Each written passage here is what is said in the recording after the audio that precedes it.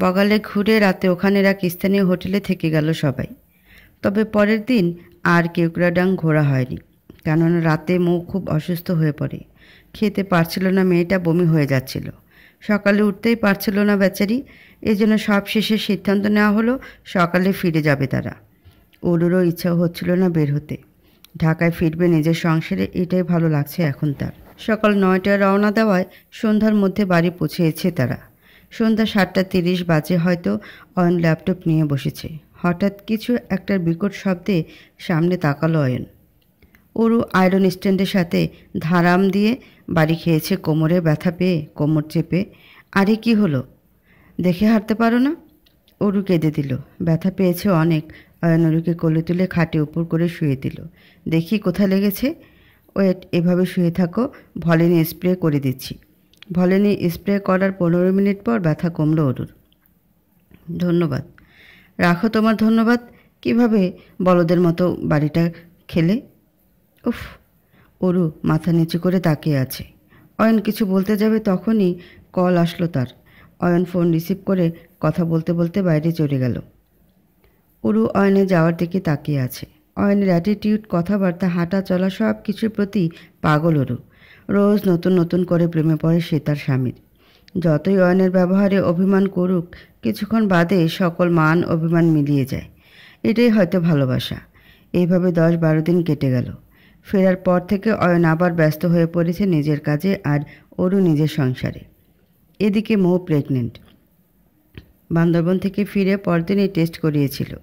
Report positive এসেছে। 1.5 মাসের অন্তঃসত্ত্বা সে। সেদিন থেকে স্বাদের খুশির যেন ঠিকানাই পাওয়া যাচ্ছে না। বাবা হবে সে। মৌয়ের প্রেগনেন্সির খবর শুনে অরুও খুব খুশি। অরুও তো একটা সন্তান চায় এখন। অরুর ধারণা একটা সন্তান আসলে অয়ন আর তার মাঝে সব ঠিক হয়ে যাবে। সে অয়নের ভালোবাসা পাবে। শুনেছে একজন পুরুষে পৃথিবীতে 2জন নারীকে সব থেকে বেশি ভালোবাসে। এক তার জন্মদাতা মাকে, আর দ্বিতীয় তার সন্তানের মাকে। যদিও অরুর জীবনে এই কথা ভিত্তিহীন, কারণ তার বাবা এই কথার মান রাখেনি। আর অয়নের ক্ষেত্রে কি এই কথাটা আদৌ সম্ভব? সে তো তার জন্মদাতা মাকেই ঘৃণা করে। তাহলে আমাদের সন্তানকে কি ভালোবাসতে পারবে? না, এসব কথা ভ্যালুলেস। কেননা অয়ন তো সন্তানই চায় না। অয়নের নাকি বাচ্চা পছন্দই না। মৌকে ইদানিং রোজ সকালে অয়নদের বাড়ি দিয়ে যায় সাদ, আর ফেরার পথে বাসায় নিয়ে যায়। কেননা বাসায় মৌ একাই থাকে, আর এই অবস্থায় একা একা থাকা মানে রিস্ক। কখন কি লেগে বসে। এর থেকে অয়নের বাড়ি থাকলে অরুর সাথে সময় কেটে যাবে মৌয়ের। অরুরও সময়টা ভালোই কাটে মৌয়ের সাথে। রাতে মৌ আর অরু গল্প করছিল। আপু, তোমার হাতের আংটিটা অনেক সুন্দর। সাদ দিয়েছিল আমাদের বাসর রাতে। মৌয়ের কথায় অরুর নিজের বাসর রাতের কথা মনে পড়ে গেল। তাকেও তো অয়ন দিয়েছিল কোনো গিফট নয়, টাকা। সেদিন অত শত না বুঝে টাকাটা নিয়ে ব্যাগে রাখলেও এটা এখন অরু ভালোই বোঝে যে টাকা কোনো বাসর রাতের গিফট হতে পারে না। সেদিন টাকাটা দিয়ে অয়ন তাকে নীরবে অপমান করেছে, যে অপমান অরুও নীরবে মেনে নিয়েছে। মৌয়ের কথায় অরুর হুঁশ ফিরল। তোমায় কি দিয়েছিল ভাইয়া? অরু কিছু বলতে যাবে তখনই অহনা হাজির। অহনার মুখে বিষণ্ণতার ছাপ। ভাবি। জি আপু।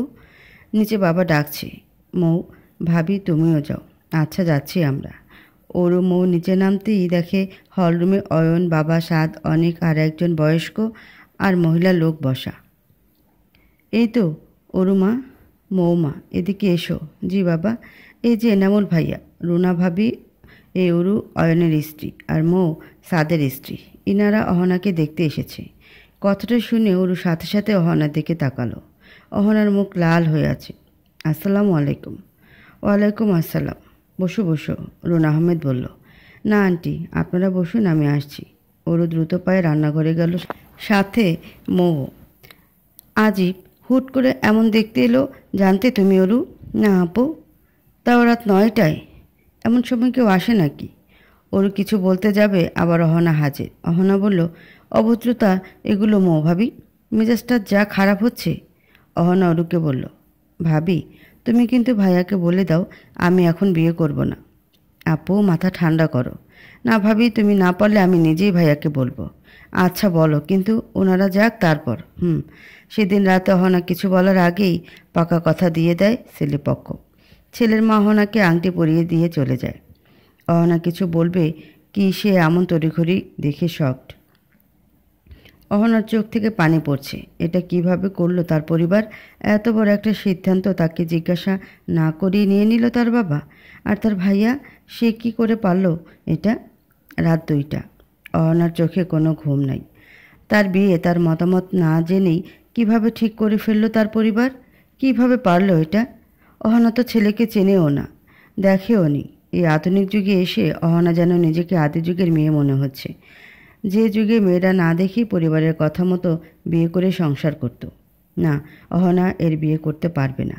সে যে রাজকে ভালোবাসে, নিজের থেকে বেশি ভালোবাসে।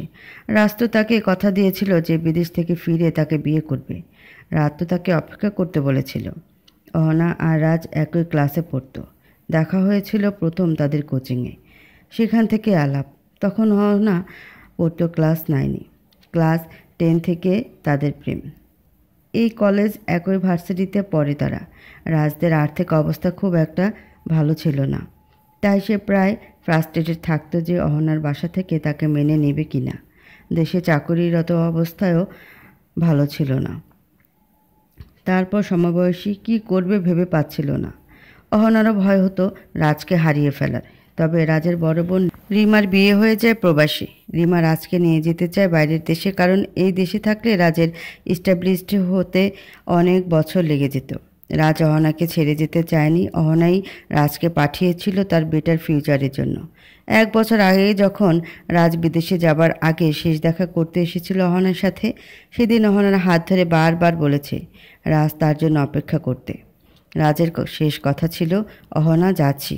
কতবার বলেছি তোমায় যাচ্ছে বলবে না? ও সরি।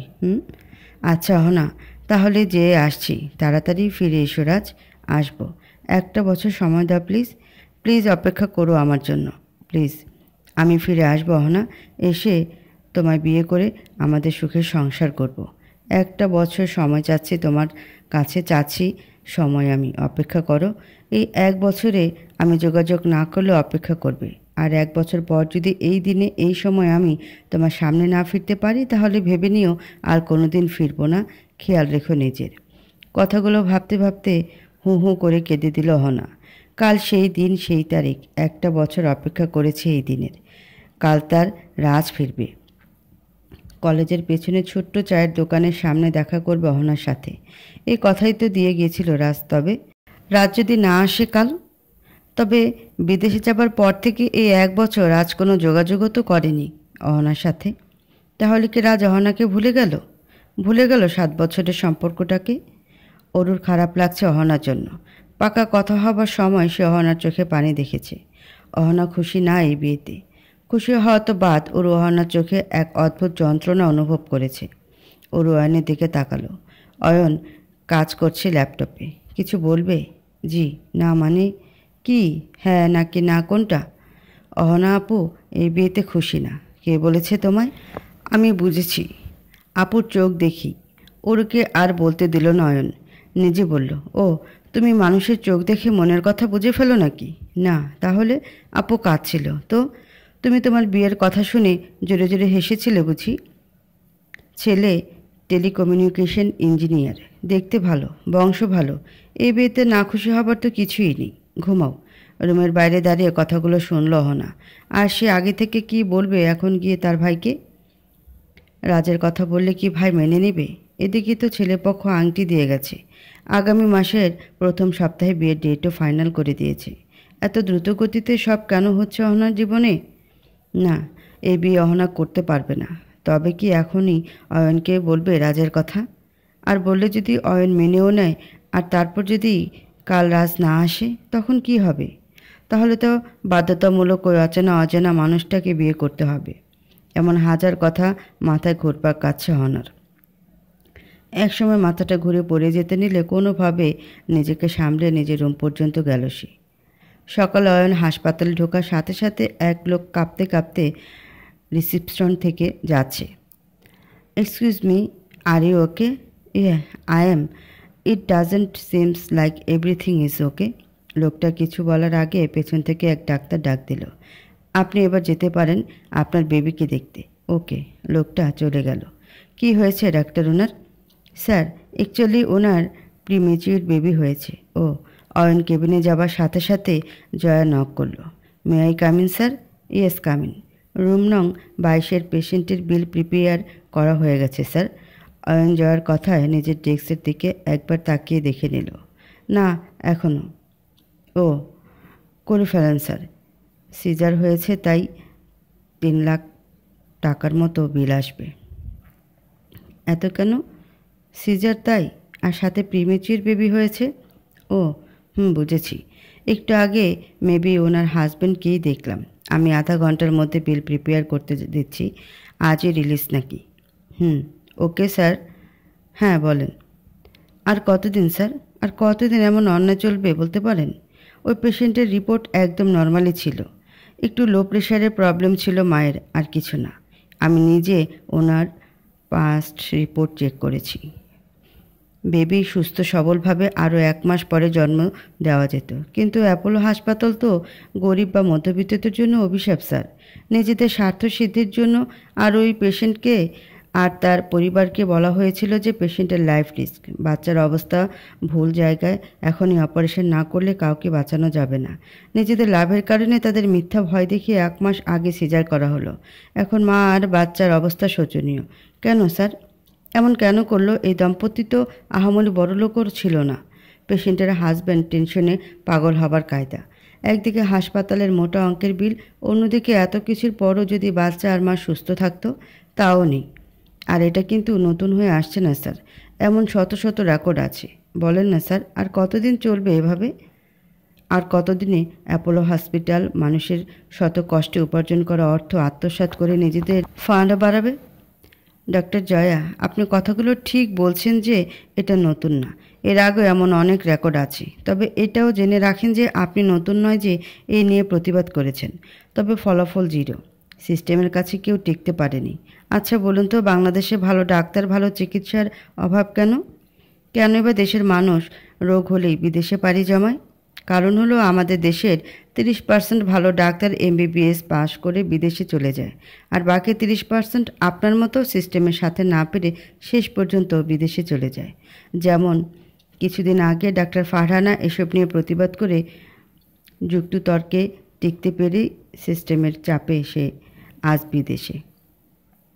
আমার এত বছরের ক্যারিয়ারে অনেক এমন ডাক্তার দেখেছি যারা প্রতিবাদ করেও এই হাসপাতালে কে চেঞ্জ করতে পারেনি। অ্যাপোলো শুধু ধনীদের যাবার জায়গা। এখানে জেনারেল ওয়ার্ড এক্সপেন্সই কারণ সাধারণ মানুষ বহন করতে পারে না। এত কিছুর পরও কিন্তু এই হাসপাতালে রোগী কমে না। বাংলাদেশের মন্ত্রী, মিনিস্টার, নায়ক নায়িকা, বড় বড় শিল্পপতির পরিবার এখানেই চিকিৎসা নিচ্ছে। কিন্তু স্যার এভাবে আর কতদিন? হয়তো এন্টায়ার লাইফ।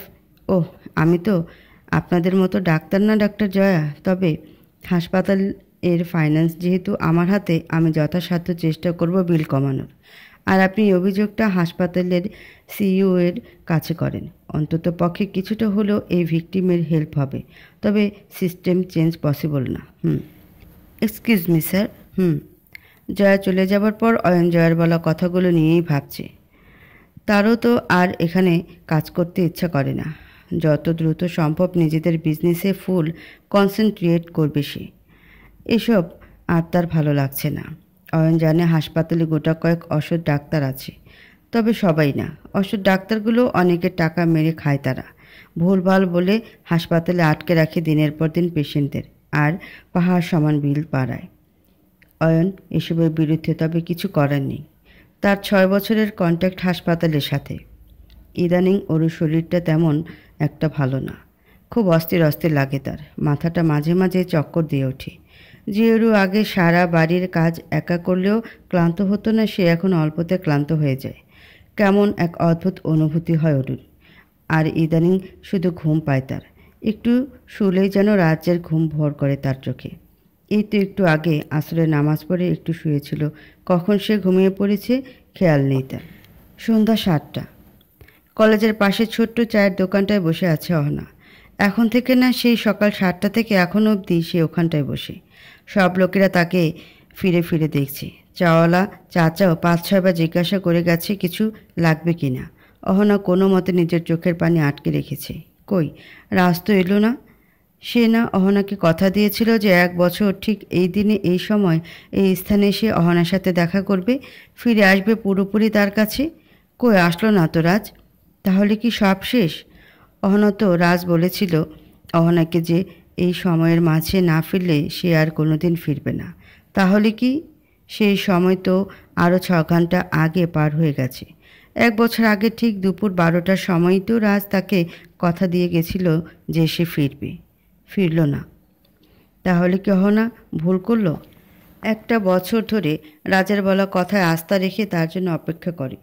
এই মুহূর্তে অহনার নিজেকে অনেক বোকা বলে মনে হচ্ছে। ১ বছর কোনো যোগাযোগ করেনি রাজ, তাও সে অপেক্ষা করেছে। এই আধুনিক যুগে কত মাধ্যমই তো আছে যোগাযোগের, তাও রাজ যোগাযোগ করেনি। অহনা তো পারত রাজের খোঁজ নিতে, তার সাথে যোগাযোগের চেষ্টা করতে, করেনি অহনা, কেননা সে রাজের কথায় বিশ্বাস করে এতদিন রাজের অপেক্ষায় বসেছিল। তাহলে অহনা বোকা নয় তো কি? অহনা আকাশের দিকে তাকিয়ে চোখের পানি ছেড়ে দিল। বলল, একই আবহাওয়া, শুধু হাওয়ার গতিটা কেমন স্তিমিত হয়ে গেছে। একই স্থান, শুধু পথঘাট কেমন বদলে গেছে। একই সময়, শুধু বছরের ব্যবধান। একই তুমি, তাও কেমন অচেনা লাগছে। আর আমি? না, কিছু না। আমি এখনও সেখানেই আছি যেখানে তুমি আমায় ছেড়ে গিয়েছিলে। অয়ন বাসায় ফিরে দেখে অরু খাটে গুটিসুটি মেরে ঘুমিয়ে আছে। ঘড়ির দিকে তাকালো অয়ন। এমন সময় অরু সহজে ঘুমায় না। খাটের পাশের টেবিলে প্রতিদিনের মতো আজ আর লেবুর শরবতটা নাই দেখে অয়নের মেজাজটা একটু খারাপই হয়ে গেল। সে কোনো কথা না বলে ওয়াশরুমে গিয়ে ঠাস করে দরজা আটকে দিল। সেই শব্দে ঘুম ভেঙেছে অরুর। অরু বুঝল যে অয়ন এসেছে। অরু দ্রুত নিচে গিয়ে ফ্রিজ থেকে শরবতটা নিয়ে উপরে গেল। শরবতটা টেবিলে রেখে অরু ভাবল, মৌ আপু কি চলে গেছে? কটা বাজে? এই সময় সে কেন ঘুমালো? কি হচ্ছে তার ইদানিং? অরু আবার নিচে গেল। দেখে মৌ টিভি দেখছে। আপু, তুমি এখানে? আমি একটু আগে তো দেখিইনি তোমাকে। সরি, আমি ঘুমিয়ে গেছিলাম। বিকালে তোমার সাথে ছাদে হাঁটার কথা ছিল, কিন্তু আমি যে কেন এতক্ষণ ঘুমালাম। আরে ব্যাপার না, তুমি ঘুম দেখে আমিও অহনার রুমে ঘুমিয়ে গেছিলাম। ও, আপু রুমে? না, অহনা তো সকাল থেকে বাসায় নিয়ে এখনও ফেরেনি। কেন? এত দেরি তো করে না। আমিও তো তাই ভাবছি। ওরও টেনশন হচ্ছে অহনাকে নিয়ে। কি হলো মেয়েটার? এমনি বিয়ের বিষয় নিয়ে মন খারাপ তার। অরু মোকে নাস্তা দিয়ে উপরে গেল। রুমে গিয়ে দেখে অয়ন স্কাউচের উপর আধশোয়া হয়ে চোখ বন্ধ করে আছে। শুনছেন? বলো। চোখ বন্ধ করে বলল অয়ন।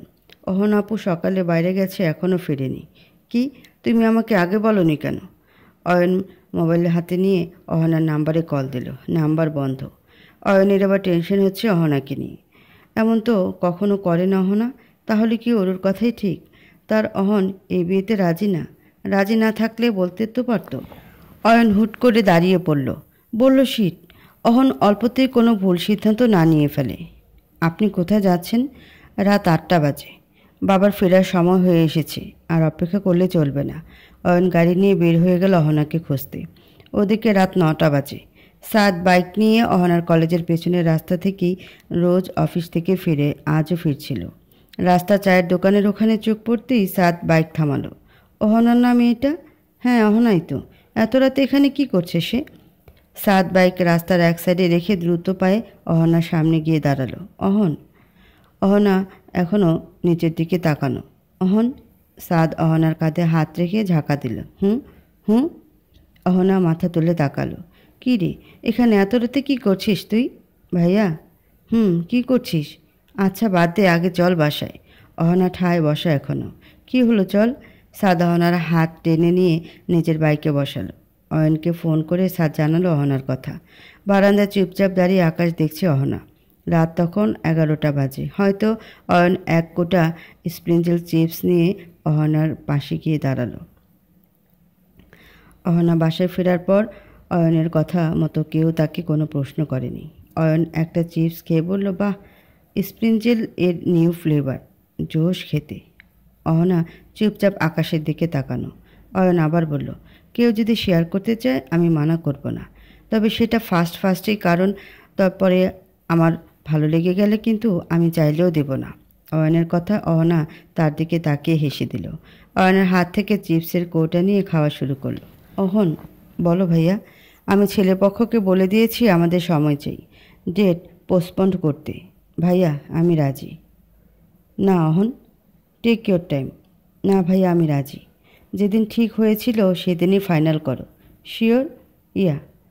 অয়ন, তুই খুশি তো? অহনা দীর্ঘশ্বাস ফেলে বলল, ভাইয়া।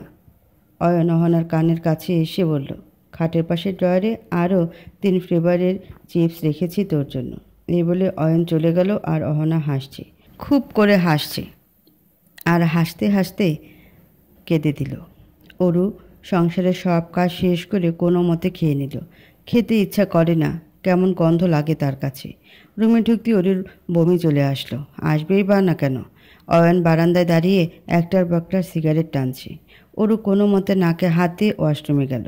ফ্রেশ হয়ে খাটে শোয়ার কিছুক্ষণ পর নিজের শরীরের কারো হাতের স্লাইড পেল অরু। অরুর বুঝতে বাকি রইল না ছোঁয়াটা তার স্বামীর। অয়ন অরুর মুখের কাছে মুখ আনতেই অরু সিগারেটের বাজে গন্ধ পেল। অরুর খুব বমি আসছে, সারা শরীর ঘামছে। এর আগে তো কতবার অয়ন সিগারেট খেয়ে ওই পোড়া ঠোঁট দিয়ে অরুকে কিস করেছে, লং লিপ কিস করেছে। তখনও তো এমন সিগারেটের স্মেলই পেত অরু অয়নের থেকে। প্রথম প্রথম প্রবলেম হলেও পরে অভ্যাস হয়ে গিয়েছিল অরুর। তবে আজ এত খারাপ লাগছে কেন জানা নেই অরুর। কিছুক্ষণ সহ্য করলো, যেই না অয়ন অরুর ঠোঁটে ঠোঁট মিলালো, অরুর যেন বমি ঠেলে এলো। অরুর সাথে সাথে অয়নকে এক প্রকার ধাক্কা দিয়ে সরিয়ে ফেলে ওয়াশরুমে দৌড় দিল। অরুর এমন টাইপের ব্যবহারে অয়ন আশা করেছিল না। মেজাজটা বিগড়ে গেল অয়নের। সেদিন রাতে অয়ন অরুকে এই বিষয়ে আর কিছু বলেনি। অরু ওয়াশরুম থেকে বের হয়ে দেখে অয়ন ঘুম। অরুর মাঝে অনুশোচনা বোধ কাজ করছিল তখন। এভাবে স্বামীকে ধাক্কা দেওয়া ঠিক হয়নি তার। তবে তার যে শরীর ভালো না, কি করবে সে? কি হয়েছে তার বুঝছিল না অরু। এইভাবে কেটে যায় 1 মাসের মতো। বমির পরিমাণটা বেড়েই চলেছে অরুর। খেতেই পারে না, তবে ক্ষুধাও লাগে তার খুব। অল্পতে ক্লান্তির পরিমাণটা বেড়ে চলেছে অরুর শরীরে। কাউকে কিছু বলতেও পারে না। একদিকে অহনার বিয়ে, তাই কাজ আরও বেড়ে গেছে অরুর। পাত্রপক্ষের সাথে কথা বলে বিয়ের ডেট আরও 1 সপ্তাহ পিছিয়েছিল অয়ন। ছোট্ট বোনকে বিয়ে দিবে, আরও খোঁজখবর নিতে চেয়েছিল সে। তবে এর মাঝে কাকে বলবে অরু শরীরের এই অবস্থার কথা? এদিকে আরোহী বাড়ি চলে এসেছে। প্রেগনেন্সির 4 মাস চলছে তার, আর মৌয়ের 2.5 মাস মতো। আর অহনা তো এই 1 মাসে কেমন যেন চুপচাপ হয়ে গেছে, কথা বলে না তেমন। এমনকি নিজের হবু বরের চেহারাও দেখেনি এখনও সে। দেখার ইচ্ছেই নেই তার। এর মাঝে অনেকবারই 2 পরিবার থেকে অহনা আর ছেলেটা দেখা করার কথাও বলেছিল, অহনা রাজি হয়নি। ফেসবুক অ্যাকাউন্টও দিয়েছে, অহনা চেক করেনি। লাইফের উপর থেকে কেন যেন তার আগ্রহই উঠে গেছে। ইদানিং অরু অয়নের থেকে আরও দূরে দূরেই থাকে। এটা অয়নের মোটেই সহ্য হচ্ছে না। অয়নের ধারণা অরু তাকে ইগনোর করছে। অয়ন অরুকে এ নিয়ে কিছু বলে না, কথাই বলে না ইদানিং দুজনের সাথে। অয়ন তার ইগোর কারণে, আর অরু তার ভয়ে। অরুর সাহস কী করে হয় তাকে ইগনোর করার? অয়ন শুধু এটাই ভাবে। অহনার বিয়ে, শপিং সব আরোহী করেছে। অহনা ওর সাথে ছিল, তবে অহনার কিছুতেই তেমন কোনো আগ্রহ নেই। সাথী চৌধুরীকেও দাওয়াত দেওয়া হয়েছে। বেশ ধুমধাম করে আয়োজন চলছে বিয়ের। অয়ন হাসপাতালে যাবার আগে অরুকে ডাক দিল। জি, ডেকেছেন? এটা রাখো। এটা 1 লক্ষ টাকা আছে এতে। অহনার জন্য সোনার গহনা বানাতে দেওয়া আছে, আর যে বিল পে করে গহনা নিয়ে আসবা। আমি? তো প্রবলেম কি? 40,000 টাকা দেওয়া আছে, বাকি দিয়ে নিয়ে আসবা। গলার হার, কানের দুল, চুড়ি, আংটি, এটা আমাদের পক্ষ থেকে অহনার বিয়ের উপহার। ওকে আগে থেকে বলবা না, এনে রাখবা, রাতে এসে একসাথে দিব। ঠিক আছে। গাড়ি পাঠিয়ে দিব আমি, আর মৌকে বলেছি সে যাবে তোমার সাথে। জি ঠিক আছে। অয়ন রুম থেকে বের হতে গিয়ে আবার ফিরে এলো। অরু, গহনা আনার পর মেবি 20,000 টাকা বাঁচবে। ওখান থেকে নিজের জন্য যা লাগে কিনে নিও। ভালো দেখে 3টা শাড়ি কিনবে নিজের জন্য। অনুষ্ঠানে পুরনো শাড়ি যেন না পরতে দেখি। আর যা যা লাগে সব কিনে এনো। আরও টাকা লাগলে বলো। অরু মাথা নাড়িয়ে সম্মতি দিল। অয়ন বের হবার 5-6 মিনিটই আরোহী আসলো। অরু, আরে আপু, আপনি এই অবস্থায় উপরে এলেন কেন? আমায় ডাকতেন। আরে ব্যাপার না, চলো আজ তোমার মার্কেটে যেতে হবে আমাদের সাথে। আমি? কেন আপু, কেনাকাটা আছে। কিন্তু আপু, আমি আজ মৌ আপুর সাথে যাব। আচ্ছা, তা একসাথে যাবনি? আচ্ছা আপু। অরু মার্কেট থেকে ফিরে মৌকে নিজের শারীরিক অবস্থার কথা বলল। আরোহীকে বলতে চেয়েছিল, কিন্তু প্রেগনেন্সির মাঝে বিয়ের সব কাজ ওকে দেখতে হচ্ছে তার। তাই মৌকে বলল, আচ্ছা, তোমার কি এই মাসে পিরিয়ড হয়েছে? ওর মাথা নাড়িয়ে না বলল। ডেট কবে ছিল? গত মাসে বান্দরবন গেলাম না, তার পরের উইকে ডেট ছিল, হয়নি। আর এখনও ডেট চলছে, হচ্ছে না। ওহ, বাইরে ছিলাম তখন বললে না কেন? বললে তো। আচ্ছা দাঁড়াও, আমি দেখি আমার কাছে আছে কি না। কি আপু? প্রেগনেন্সি কিট থাকার কথা, ও অনেকগুলো এনে দিয়েছিল। প্রেগনেন্সি কিট কথাটা শুনে ওরও যেন থমকে গেল। এর মানে সে কি? না, নেই। আমিও কি বোকা? আমি তো আর বাড়িতে নেই, আর ব্যাগে নিয়ে ঘুরি না তো। দাঁড়াও, তোমার ভাইয়াকে আনতে বলছি। না আপু, কেন? উনি কি ভাববেন? কিছু না, তোমার কথা বলবো না। রাতে সাত ফিরে মৌকে এগুলো এনে দিল। কেন লাগবে এখন তোমার এই জিনিস? এমনি। নিচে যাও, আসছি আমি। মৌ ওরকে আগেই চেক করার নিয়ম বলে দিয়েছে। এটা রাখো, কাল সকালে উঠে চেক করবে, আর আমি আসলে আমাকে বলবে, কেমন? ওরু কাঁপা কাঁপা হাতে প্যাকেট নিল। ওর ভয় লাগছে। কি হবে রেজাল্ট? যদি পজিটিভ হয় তাহলে কি সে কি করবে? এত সুখ কি তার কপালে সইবে? অরু রুমে গিয়ে দেখে অয়ন ল্যাপটপে কাজ করছে। অরু গুটি গুটি পায়ে গিয়ে খাটে শুয়ে পড়ল। অয়ন আজকাল অনেক ব্যস্ত বিজনেসের কাজে। অরুর দূরে দূরে থাকায় অহনের রাগ হলেও কাজের চাপে কিছু বলার এনার্জি তার নেই। আজ অহনার গায়ে হলুদ। সকাল থেকে সবাই কাজে অনেক বিজি। অনেকেও সকাল সকাল চলে এসেছে। অয়ন আজ হাসপাতালে যায়নি। সাদ আর নিশাদ হুসাইনও অফিস থেকে 3 দিনের ছুটি নিয়েছে। সবাই যে যার কাজে বিজি। দুপুরের দিকে অরু আয়নার সামনে দাঁড়িয়ে নিজেকে ভালোভাবে পর্যবেক্ষণ করছে। সে মা হতে চলেছে। 3বার চেক করেছে, প্রতিবার পজিটিভ এসেছে। এক অদ্ভুত অনুভূতি কাজ করছে অরুর মাঝে। শরীরে কষ্ট, ক্লান্তি সব যে এই অনুভূতির কাছে তুচ্ছ। আজ কেন যেন অরুর নিজের মায়ের কথা খুব মনে পড়ছে। আজ যদি তার মা বেঁচে থাকতো, তাহলে এই মুহূর্তে তার কি করা উচিত, কিভাবে চলা উচিত, তাকে বলে দিত। আচ্ছা, অয়ন যখন জানবে, সে কি রিয়েক্ট করবে? অনেক খুশি হবে। আজ রাতে বলবে ওর অয়নকে যে সে বাবা হতে চলেছে। গায়ে হলুদের অনুষ্ঠানটা ভালো করে সম্পন্ন হয়নি। বেলা 3টা বাজে। হয়তো গায়ে হলুদের অনুষ্ঠানের জন্য অয়ন একটা সাদা পাঞ্জাবি চুজ করেছে। তার মতে পাঞ্জাবি সাদাই বেস্ট, অন্য রং এর পাঞ্জাবি সে পছন্দ করে না। অয়ন ফাইনালভাবে কাজ দেখতে দেখতে হঠাৎ তার নজর গেল সামনে দাঁড়ানো তার বউয়ের দিকে। পাটিসাপটা পিঠা বানিয়ে উপরে নিয়ে আসছে ওরু। অয়ন ওরুকে দেখে বড়সড় একটা ধাক্কাই খেলো। হলুদ একটা সিল্ক জামদানি শাড়ি পরেছে ওরু। অহনা বলতে সে অয়নের দেওয়ার হীরার নাকফুল। চুলগুলো পিঠে ছড়িয়ে দিয়ে এক সাইডে মেজেন্টা ফুলের টিকলি পরেছে সে। চোখে মোটা কাজল, হালকা কমলা রঙের লিপি। অপরূপ এক সম্পূর্ণ নারী লাগছে তাকে। অয়ন মুগ্ধ নয়নে দেখছে তার বউকে। হঠাৎ অয়নের নজর গেল অরুর কোমরের দিকে। শাড়ি সরে পেটের কিছু অংশ দেখা যাচ্ছে। অয়নের রাগ যেন চট করে চরম পর্যায়ে গেল। কীরকম কেয়ারলেস মেয়ে! এত লোকের সামনে পেট বের করে এসেছে। কত ছেলেরা আছে এখন ছাদে। অয়ন, অহনা, আরোহী, অনেক সবার বন্ধুরাই তো এসেছে এক এক করে। ওরু তো কখনো এমন পেট বের করে শাড়ি পরে না, আজ কেন পরেছে? আসলে ওর শরীরটা এমনই ভালো না। তারপর কাজ সেরে কেবল শাড়ি পরে সেজেছে।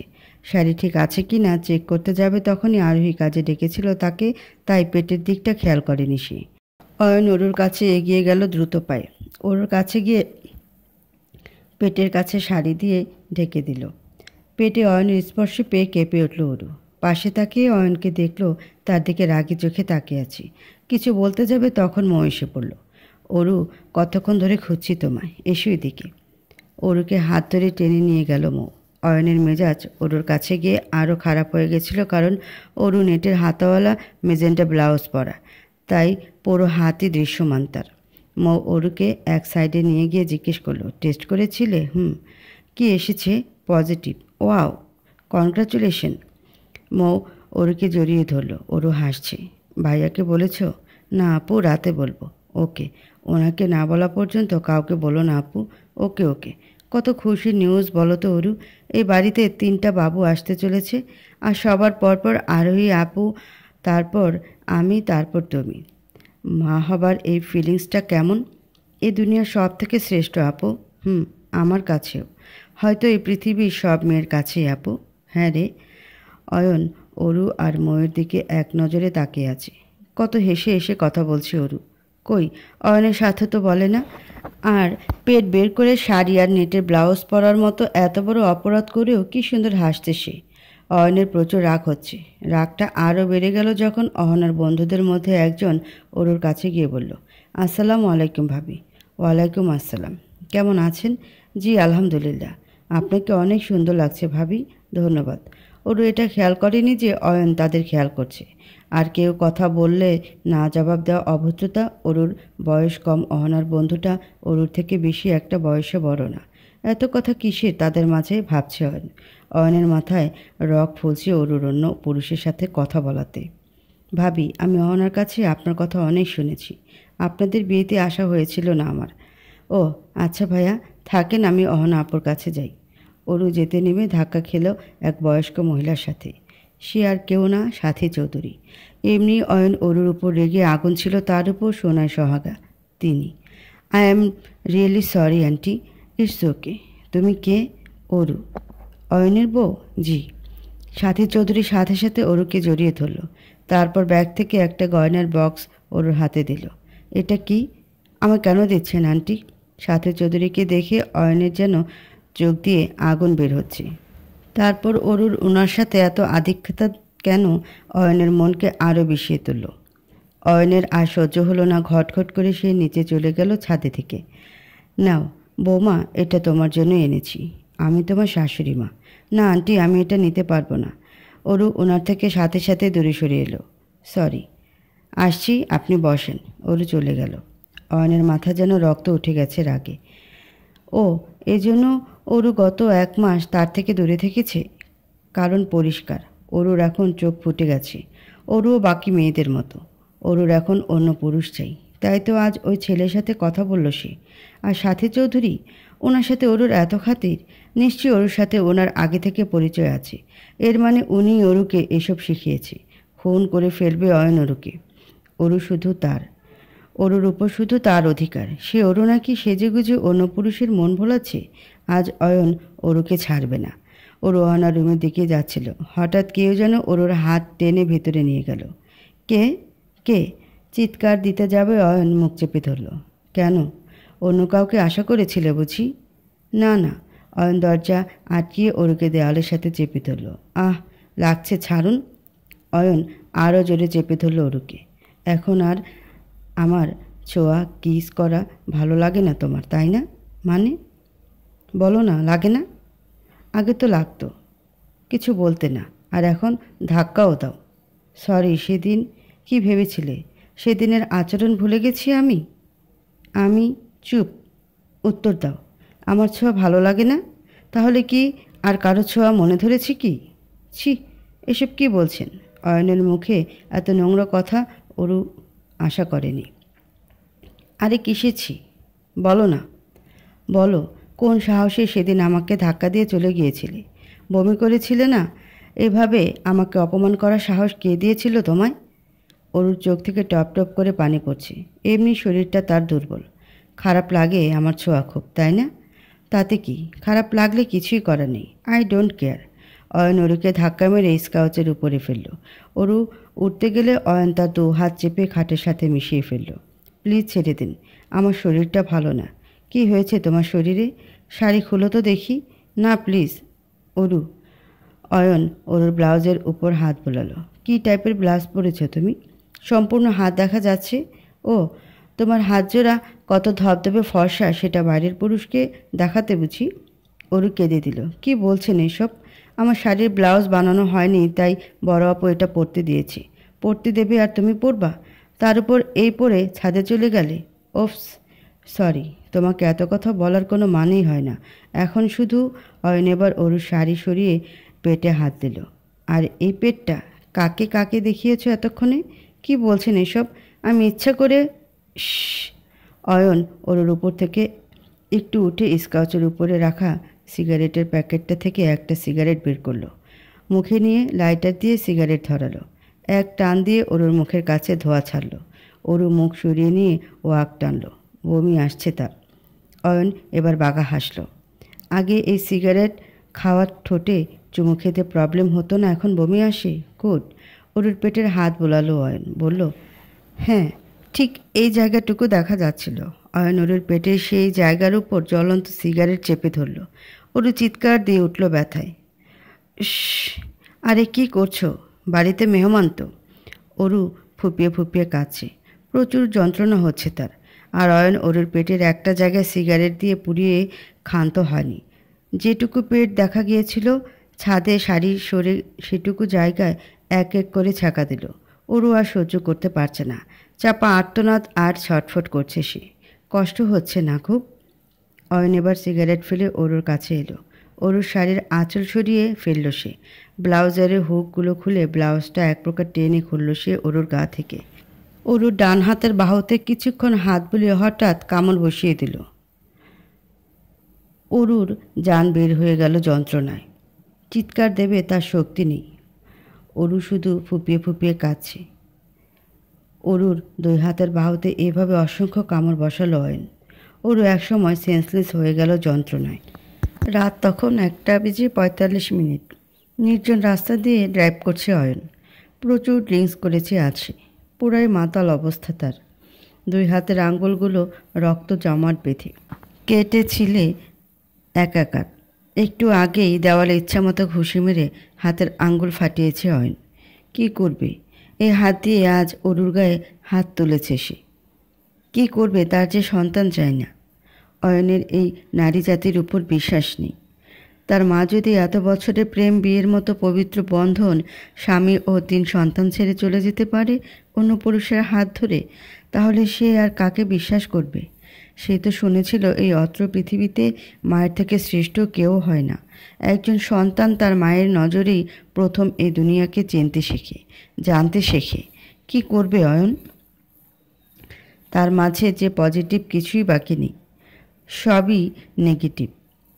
তার নজর, চিন্তাভাবনা, আচার আচরণ, মন মানসিকতা সব কিছুর মাঝে নেগেটিভিটি। অয়নের নজর যে অনিচ্ছাকৃত সাদা কেউ কালো দেখে। অরুকে সে এই কথাটা মাঝে বলেছিল ও তা অরুর এই কথার তালে মিলিত বক্তব্য ছিল। থাক না আপনার মধ্যে সব নেগেটিভিটি, ক্ষতি কি? আমার মাঝে তো আছে পজিটিভিটি। নেগেটিভ পজিটিভই তো আকর্ষণ করে সব সময়।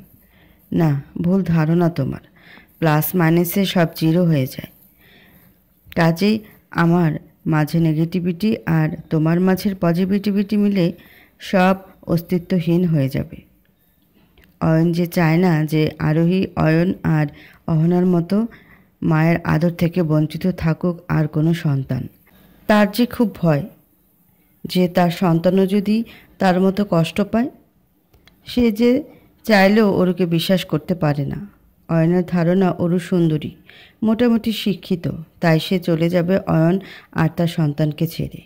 না, অয়ন অরুকে ভালোবাসে না। ভালোবাসলে 5.5 মাসের অন্তঃসত্ত্বা স্ত্রীর গায়ে আজ সে হাত তুলতে পারত না।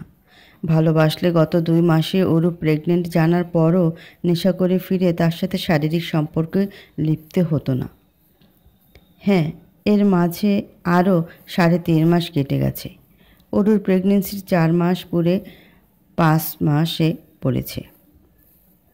বলা চলে যে সে এখন 5.5 মাসের অন্তঃসত্ত্বা। অরু মা হবে, তাদের সন্তান আসতে চলেছে এটা জানার পর প্রথম 1 মাস সব স্বাভাবিকই ছিল অয়ন আর অরুর মাঝে। সামনাসামনি না দেখালেও অয়ন অরুর অনেক খেয়াল রাখতো আড়ালে আবডালে। অয়ন ভেবেই পারছিল না সেও বাবা হতে চলেছে। তার ছোট্ট অংশ অরুর মাঝে ধীরে ধীরে বড় হয়ে উঠছে।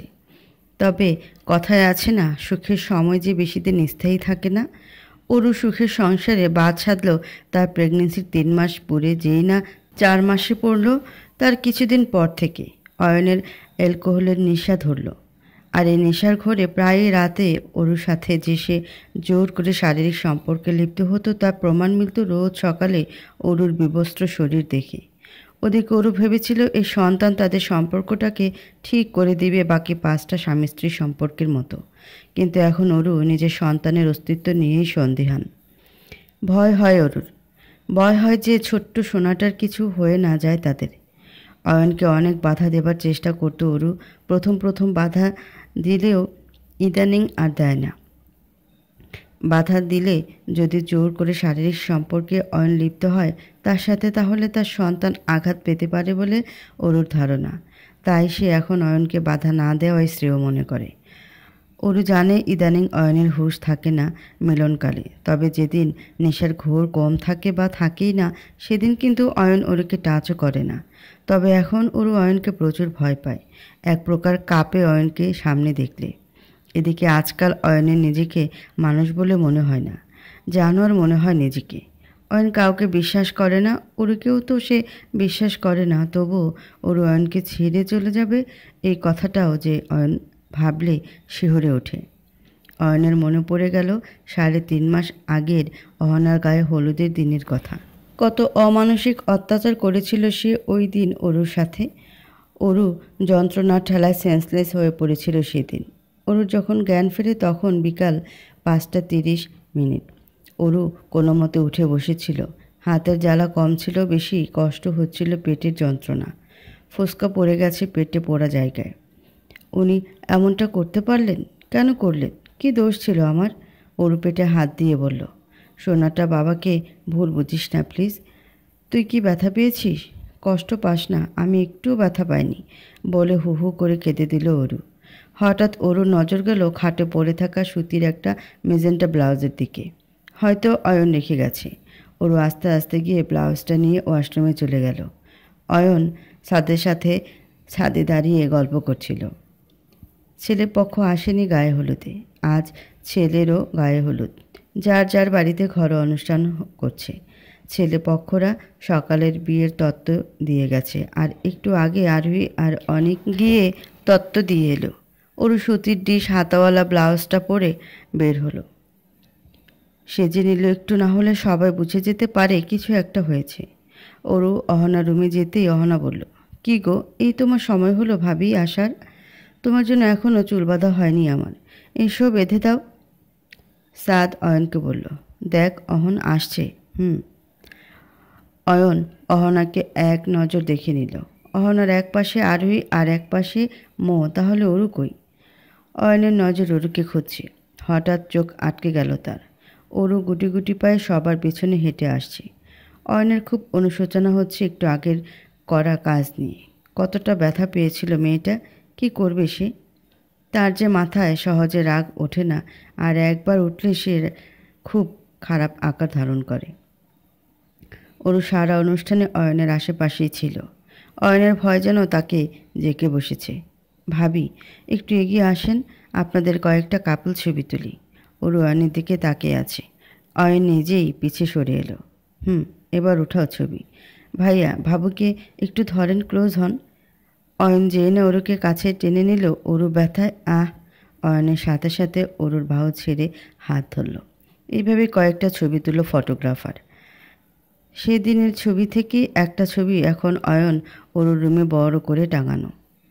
সেদিন অরুকে এতই সুন্দর লাগছিল যে অয়নের বারবার অরুকে ছুঁয়ে দিতে মন চাচ্ছিল। সেদিন রাতে অরু গুটিসুটি মেরে খাটে বসেছিল, পরনে তার সুতির একটা শাড়ি। অয়ন রুমে ঢুকে দরজা বন্ধ করার সাথে সাথে অরু কেঁপে উঠল। অয়ন অরুর কাছে গিয়ে বসল। অরু, দেখি ব্লাউজটা খোলো। অরু টলমল চোখে অয়নের দিকে তাকিয়ে আবার মাথা নিচু করে ফেলল।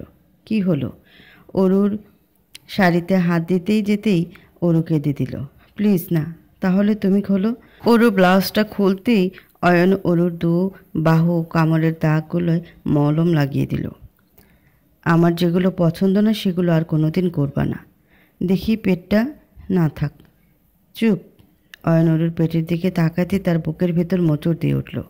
ফুসকা পড়ে গেছে পোড়া জায়গায়। এতটা অমানুষিক কিভাবে হলো? এরপর প্রায় 13-14 দিন চলে যায়। অহনা নিজের শ্বশুর বাড়ি। অরু এখন অনেকটা সুস্থ। পেটের পোড়া ঘা শুকিয়ে গেছে। অরু ঠিক করলো আজ সে অয়নকে খবরটা দিবে। রাতে অয়ন স্কাউচের উপর বসে ল্যাপটপ দেখছে। অরু অয়নের কাছে যেতে অয়ন ল্যাপটপ রেখে অরুকে টেনে নিজের কোলে বসালো। অরুর ঘাড়ে মুখ গুজল সে। অরুর খুব লজ্জা লাগছে কেন জানি। ট্যুরের ওই কয়দিনের পর আজ অয়ন তাকে এত গভীরভাবে ছোঁয়া দিচ্ছে নিজের, কিন্তু এখন তো এসব ঠিক নয়। অরু কোনোভাবে নিজেকে সামলে বলল, প্লিজ এমন করবেন না। অয়ন অরুকে কোলে নেওয়া অবস্থায় দাঁড়িয়ে পড়ল। অরুকে খাটে নিয়ে শুয়ে অরুর উপর শুয়ে পড়ল। প্লিজ এসব করিয়েন না। কী সব? অয়ন অরুর শাড়ির আঁচল সরিয়ে বুকে মুখ যেই না গুজল, প্লিজ না, প্লিজ এমন করিয়েন না, আমি প্রেগনেন্ট। অয়ন অরুর মুখে এই কথাটা শুনে সাথে সাথে উঠে বসলো অরুর উপর। রুম এরপর প্রায় 5 মিনিট মতো পিন অফ সাইলেন্স। নীরবতা ভেঙে অরু বলল, এই কারণে এই কয়দিন আপনার থেকে দূরে দূরে আছি। আপনি ভাবেন আমি আপনাকে ইগনোর করি? এটা কি কখনো পসিবল? না, পসিবল না। সেদিন বমি করেছিলাম এই কারণেই। তখন জানতাম না, বুঝতাম না কেন শরীরটা এত খারাপ লাগে। খুব অস্থির লাগে, ক্লান্তি লাগে অল্পতেই, বমি বমি পায় সব সময়। খাবার খাইতে পারি না, গন্ধ লাগে খুব, খেলেই বমি করে দিই। আর একটু শুলেই রাজ্যের ঘুম ভর করে চোখে। অহনা আপুর গায়ে হলুদের দিনই তো জানতে পারি রাতে আপনাকে জানাতে চেয়েছিলাম। কয় মাস? 2 মাস হবে আজকালের মধ্যে। কিভাবে শিওর হলে? বেবির টেস্ট কিট দিয়ে। কোথায় পেলে সেটা তুমি? মৌ আপু দিয়েছিল। কে কে জানে? শুধু মৌ আপু। শুয়ে পড়ো তুমি, কাল ডাক্তারের কাছে নিয়ে যাব। অয়ন বারান্দায় চলে গেল। সিগারেট একটা ধরাতে দিয়ে আবার পকেটে রেখে দিল। আজ কেন যেন নিজেকে কমপ্লিট লাগছে তার। সে বাবা হতে চলেছে, অয়নের সন্তান আসতে চলেছে। অয়ন আজ অরুর কাছে এই কথা শুনে যেন দুনিয়ার সব সুখ পেয়ে গেছে। আজ অরু তাকে যতটা খুশি দিয়েছে এত খুশি তো সে আগে কখনো পায়নি। অয়ন দ্রুত পায়ে রুমে গেল। অরু ঘুম। অয়ন অরুর কপালে গভীর ভালোবাসার পরশ দিল। তারপর অরুর পেটে চুমুতে চুমুতে ভরিয়ে দিল। বাবা হবে সে। হঠাৎ অরুর শাড়ির আঁচল সরে পেটে সেই দিনের পোড়া দাগগুলো অয়নের নজরে পড়ল। বুকটা মোচড় দিয়ে উঠল অয়নের। ওই সময় তো তার ছোট বাচ্চাটা অরুর এই পেটেই ছিল। আর সে কি না? অয়ন উঠে বারান্দায় গেল। দেয়ালে ঘুষি দিয়ে দিয়ে নিজের হাত রক্তাক্ত করল।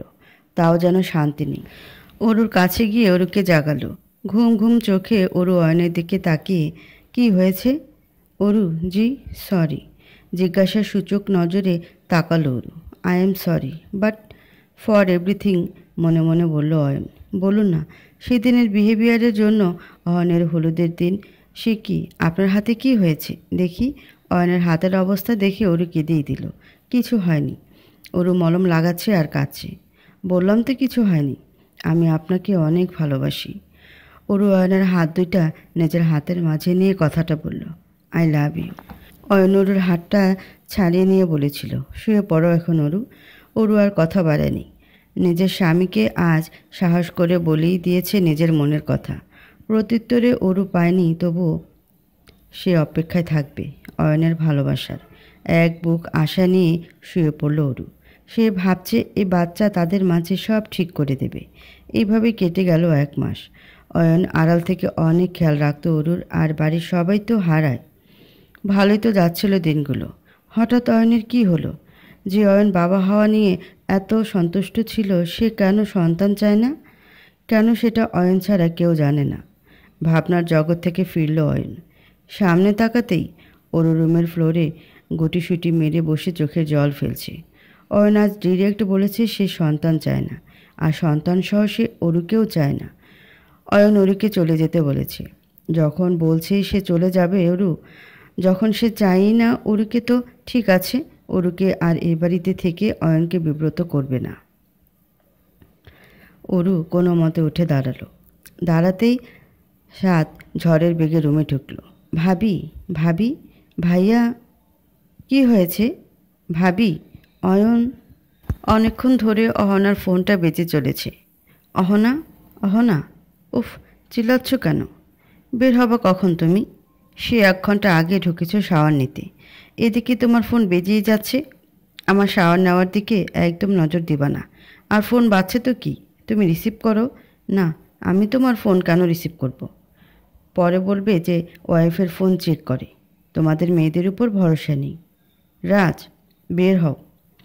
আমার ওয়াশরুমে সব পানি শেষ করে দিচ্ছি রে। রাজ কথাটা বলে পেছনে ফিরতেই দেখে অহনা টাওয়াল পেঁচিয়ে দাঁড়িয়ে আছে, কোমরে হাত দিয়ে। আরে হিটলার, কি তোমারে?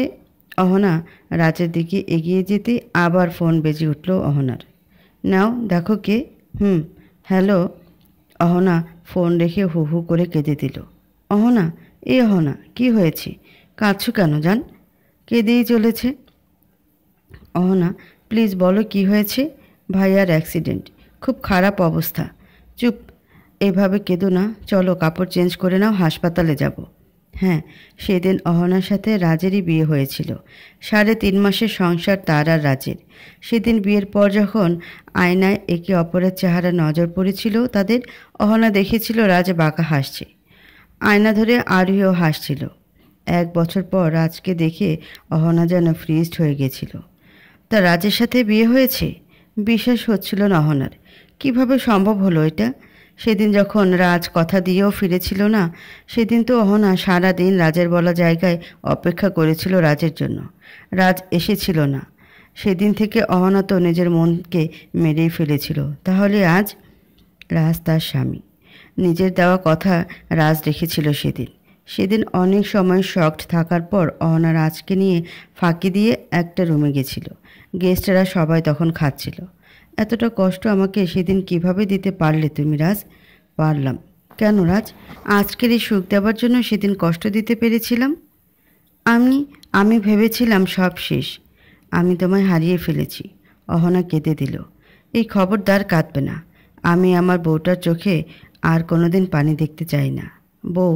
কথাটা শুনে অহনার মুখে হাসি ফুটল। অহনা রাজকে জড়িয়ে আবার কেঁদে দিল।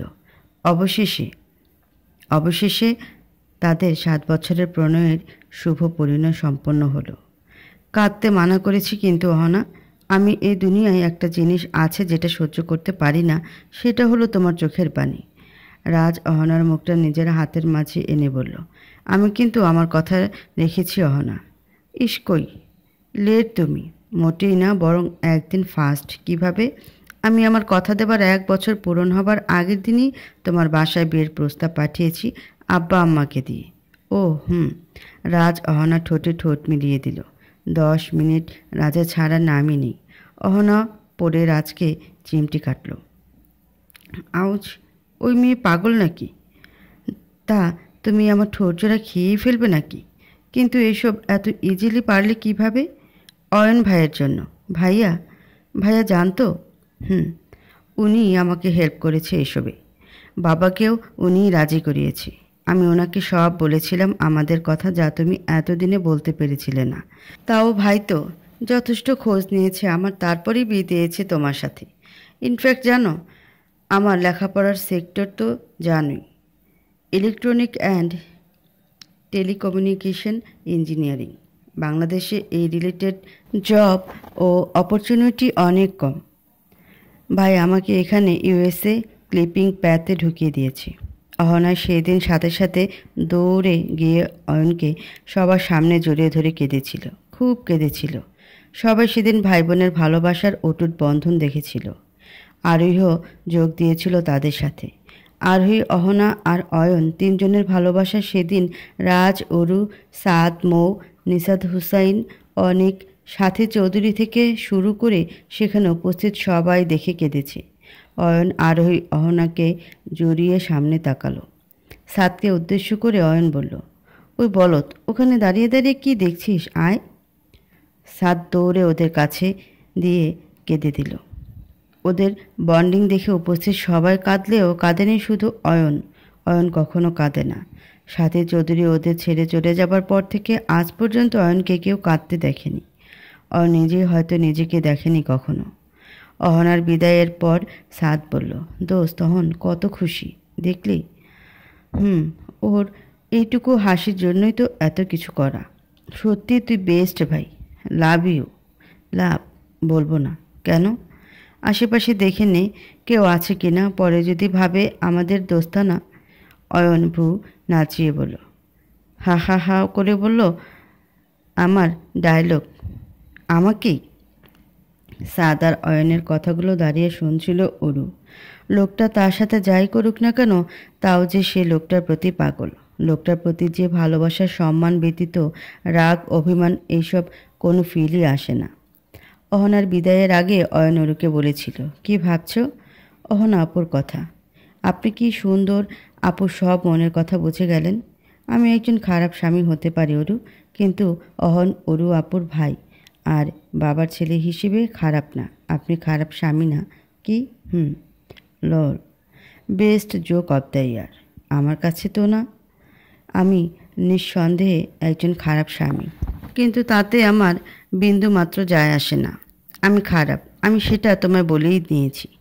আমার মাঝে তুমি কখনো কোনো মিথ্যা পাবে না। আমি তোমাকে ভালোবাসি না অরু, আমি এটাও তোমায় অনেক আগেই বলেছি।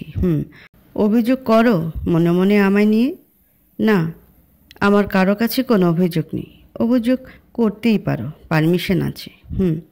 কিন্তু তাও তুমি আমায় ছেড়ে যেতে পারবে না কখনো। আমি তোমায় এ পারমিশন দেইনি, যাবও না কখনো। আপনি না বাসলেও আমি যে আপনাকে বড্ড বেশি ভালোবাসি, মনে মনে বলল অরু। চুপ যে। জানি, তাও চলে যাবা আমায় ফাঁকি দিয়ে, সেটা সম্ভাবনা নাই। অ্যাপোলো হাসপাতালের লাক্সারি ওয়ার্ডের আইসিইউ এর সামনে ঠায় দাঁড়িয়ে আছে অরু। চোখ দুটো থেকে অনবরত পানি পড়ছে। ডাক্তার সুশান্ত সহ 3 জন সার্জেন্ট ওটিতে সাত যাবতীয় সব দৌড়াদৌড়ি করছে। মৌ নিসাদ হুসাইনকে সামলাচ্ছে। মৌ এর শরীরটা ভালো না বেশি একটা। 7 মাসে পেটটা তার বেশ বড়। ডাক্তার বলেছে টুইন বেবি তার পেটে। ওরও ভাবছে কি হয়ে গেল এটা তার সাথে, কিভাবে হলো। অয়নের কিছু হলে সে যে বাঁচবে না। অয়নের জীবনের সাথে যে তার ভেতরে ছোট্ট জানটার জীবন জড়িত। না, কেউ ওরুর আপন না। এই পৃথিবীতে যাকে ওরু ভালোবাসে সেই তাকে ফাঁকি দিয়ে চলে যায়। প্রথমে আম্মু আর এখন অয়ন। না, ওরুরই দোষ। সেই কারো ভালোবাসা ধরে রাখার যোগ্য না। জয়া অয়নের অ্যাক্সিডেন্টের কথা জানতে পেরে আইসিইউ এর কাছে গিয়ে থমকে গেল। অরুকে দেখছে সে, একদম পুতুলের মতো একটা মেয়ে। মা হবে বলে হয়তো চেহারায় আরও মাধুর্যের সৃষ্টি হয়েছে তার। জয়া অরুর কাছে এগিয়ে গিয়ে বলল, আপু তুমি এভাবে দাঁড়িয়ে আছো কেন? এসো, এখানে এসে বসো। Excuse me. জয়া অরুর গায়ে হাত দিতে অরু কেঁপে উঠল। জি। এ অবস্থায় এভাবে দাঁড়িয়ে থেকো না, এসো বসো। না না, আমি এখানেই ঠিক আছি, চলো। জয়া অরুকে নিয়ে বসালো। স্যার সুস্থ হয়ে যাবেন, ডোন্ট ওয়ারি। আপনি? আমি জয়া, এখানেই গাইনোকোলজিস্ট। ও কয় মাস? 5.5 মাস। গুড। উনি ঠিক হয়ে যাবেন তো? আচ্ছা, এখনও কেউ আইসিইউ থেকে বের হচ্ছে না কেন? ওনার কোনো খবর দিচ্ছে না কেন? ডোন্ট প্যানিক, একটু দেরি হবে কিন্তু স্যার সুস্থ হয়ে যাবেন। অরু পেটে হাত দিয়ে বসে আছে। ভাবনার জগতে পা দিল অরু আবার।